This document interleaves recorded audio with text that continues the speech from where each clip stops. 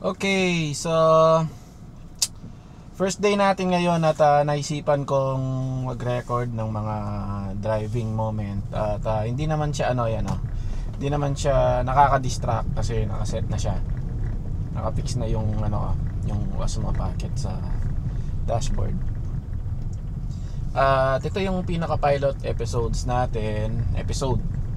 Walang cut, siguro walang cut, no? Hindi pa ako sure kung anong mangyayari.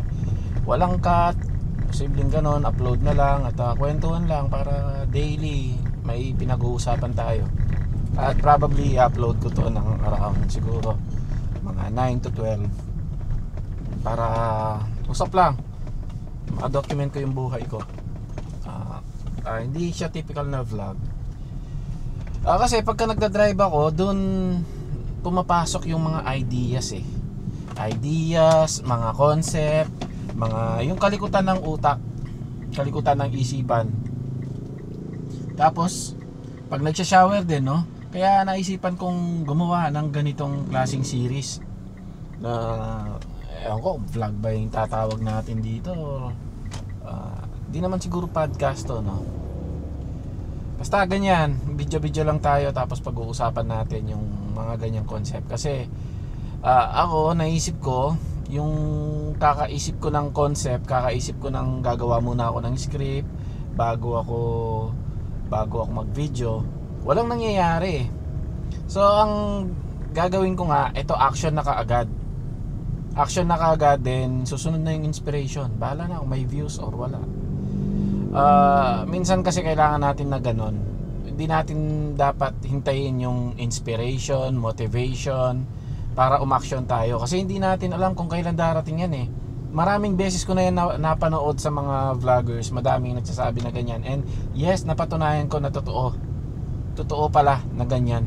Pagka hinintay mo na maging inspired ka bago ka umaksyon, minsan wala eh. Minsan baka nga next year pa ako ma-inspired eh. O hindi ko alam, hindi naman siguro ganun katagal, pero hindi ko alam kung kailan ulit ako ma-inspired. Baka mauna pa ako mag-expired sa inspired. Hindi naman sana. Expired, nakakatakot yun eh. Mukhang kamatayan na yung usapin doon, no? So ganun, wag na natin hintayin na mangyari yon or tawagin tayo ng motivation bago tayo umaksyon. Parang yan parang magka-rhyme din yan at sakto actually pinaplano kong gumawa ng spoken word na ilalagay sa Spotify na magmumukha na talaga silang kanta, no? Tapos ilalagay ko rin sa YouTube. Ganun yung plano. At ganito yung lagi natin gagawin daily. Usap-usap lang, tapos siguro medyo minsan mag-plan ahead din ako ng mga topic like tomorrow. Hindi ko alam kung ano yung itatopic pa, no? Random lang tapos yun na yun. Ba't hindi ko ma-detect? By the way, yung gamit kong gear is yan, Osmo Pocket 3. Baka pag napanood nyo to, may Osmo Pocket 5 na, no? Hindi ko nga alam kung saan ko i-upload to eh. Kagaya ngayon na nasa Clark ako, dito sa Clark. Bawal dito yung while driving tapos nagano ka yung nagse-selfie, nagbi-video ako. Eto, nagsasalita lang naman ako tapos nakasindi. Parang dashcam lang at wala namang galawan eh, no? Kita nyo naman. Hindi ako lumalabag sa batas. Parang sabihin na lang natin na dashcam yan tapos nagsasalita ako. At hindi rin ako tumitingin sa camera, hindi ako nagpo-focus.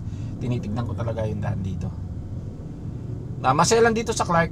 Dito kasi nandito yung mga disiplinadong driver sa Pampanga. Malamang nandito. Kasi dito, pagka isang mali mo lang, hindi mo pwedeng mababribe yung dito, yung mga nanguhuli. Isang mali mo lang dito, yari ka, mahuhuli ka. Hahabulin ka talaga dito. No? Ako 2 beses na ako nakahuli dito eh. Yung isa actually hindi naman dapat considered na huli yun kasi right turn, di ba? Mag-right turn lang ako eh. Nag-right turn ako kahit naka-red, tapos sinuli ako nung guard yung nanghuli eh. Hindi siya enforcer. Mga guard dito nanghuli din. So malamang sa malamang yung guard na yon ay hindi ko alam kung baguhan. No? Hindi na ako nakipag-argue, pero sinasabi ko lagi naman ganito dito. Pagka clear yung daan, pwede kang pumasok. Wala pa rin eh. Natikitan pa rin ako eh. Tapos yun, tinubos yung tinubos yung sa CDC. Nakalimutan ko na magkano yun. Ano rin yan. Hindi, 2,000 or 3,000 din yata. Parang ganun yung presyo. At yan, dito sa Clark kasi meron din tayong first to stop, first to go na na crossroad. Sa labas hindi magagawa yun, talagang garapalan sa labas eh, sa labas ng Clark. Kagaya lang kanina dun sa Friendship. Talagang halatang halatang nauna kami dito, dapat na kami sa lane namin, dapat kami na. Biglang dumating yung tricycle, biglang hinarang ba naman, ayun, nakapasok tuloy yung mga yung kabila. Kaya dito hindi pwede yung mga ganong klaseng attitude na driver. Mahuhuli ka talaga dito. Okay? Tomorrow nag-iisip pa ako ng siguro plan ahead na rin ng pag-uusapan natin na topic lang, random lang, walang script na babasahin. Syempre nagdadrive ako eh, walang script na babasahin, diretso lang, usap lang. At araw-araw ganyan. Siguro kayo pagka makapag-comment kayo, hindi ko mabibideo pero red light pinag-go ng guard. Kasi pagka umaga ganito, pinapag-go nila para iwas na magkumpul-kumpul. Bagal naman ng sa harapan ko. Okay? At malapit na ako. Siguro ganitong mga oras or mga minutes natatapos yung video. Mga pa siguro mga 3 to 5 minutes pa sa bahay na ako. Naka 7 minutes na tayo eh. Ganyan yung pag-uusapan natin. Parang na rin, parang podcast na informal na podcast, tapos ako lang yung nagsasalita. Ayan, again, itong Clark na to parang parang kasi kami nakapag Singapore na kami, nakapag Brunei na kami, no. I-compare ko siya sa Brunei tsaka sa Singapore. Iba't iba, no. May part dito na parang nasa Singapore ka, may part dito na parang nasa Brunei ka. Well, yung sa loob dun sa Mimosa tsaka yung mga building dun sa likod ng Fontana, parang nasa Europe ka naman dun. Dito sa ngayon, dito parang parang nasa Singapore ako. Yung banda dun sa Medical City, parang yun eh, parang Brunei yun eh. Nakapag-travel kami dahil din sa mga networking. Dahil sa pagne-network, nagawa ko yung mga bagay na hindi ko lubos maisip na mangyayari. Kagaya nito sa sakyan na to, dahil din sa galaw ng e-com networking. Yun, nakakuha tayo, nakabili tayo, no? Nakakuha tayong pan-down payment. Tapos actually that time pwede namin i-cash eh. Kaya lang syempre mas may paggagamitan tayo ng pera para maparami natin. Okay, yan, malapit na ako. Dito na ako sa bandang PhilExcel. Ay, ano ba to? PhilExcel or Bertafil? Nalilito ako sa dalawang yun, PhilExcel, Bertafil eh. Bertafil yata.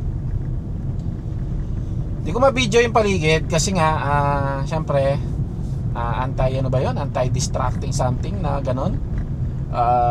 Drive lang ako, yan, drive. Like I said, ulitin ko. Ano lang to, parang dashcam lang na naka-mount sa dashboard ko. Driving yan. Kung titingin ako sa camera, ayan. Pero yan, driving, naka-focus naman ako sa pagdadrive.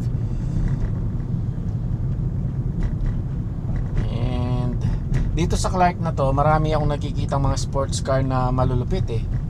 Dito kami nakakita din ng ito, hindi, ewan ko kung sports car. Hindi sports car yan.